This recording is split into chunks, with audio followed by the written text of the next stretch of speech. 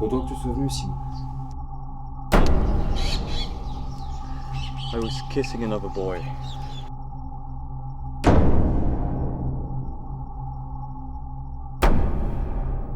Je suis fier de toi.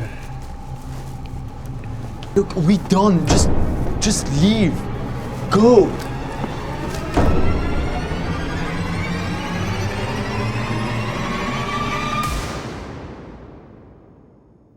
Beyond Repair is a film about heteronormativity and homophobia, and basically how society forces people to change themselves, often in drastic ways that harm them. And it's told through a psychological thriller.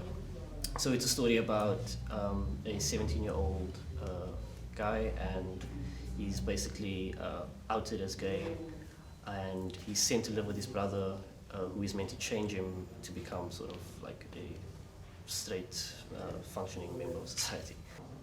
It's a strong message.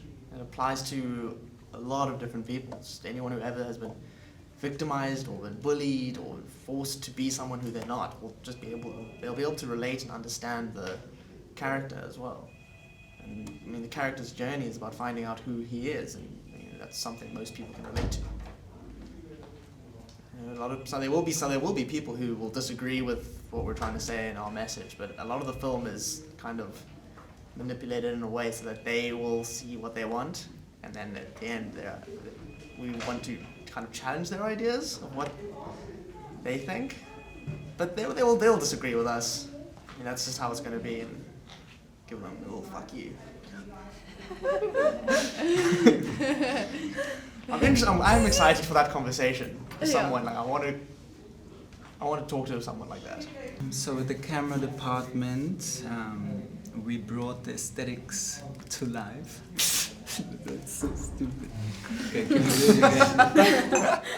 Like what we as a camera department and lighting department and grips department contributed to the aesthetic of the film was like working in a very natural way and kind of creating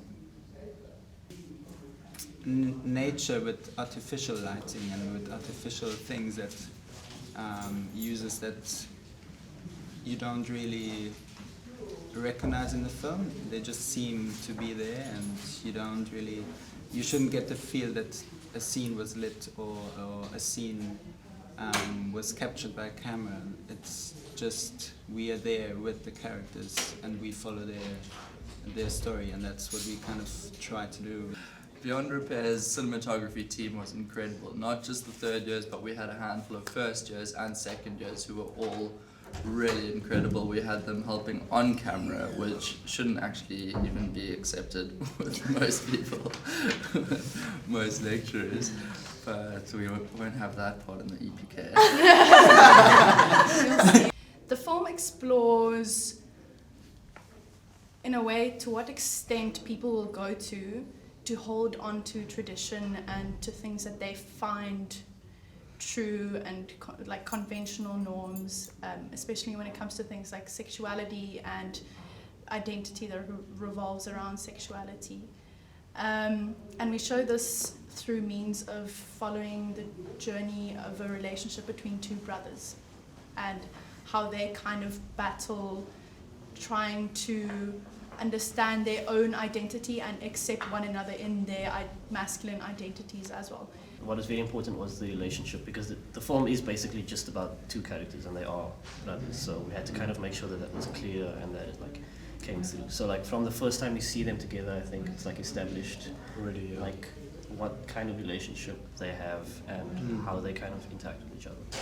Yeah, and also like the tension in that beginning is very well established as we meet for the first time in a way in the movie. So that kind of established also the relationship we have on like a familial level, like the brothers, and also that tension that there's two different worlds like meeting. Yeah, it's not a conventional relationship. Having a crew who's like 100% behind each individual tasks they're given is really makes everything easier. Yeah.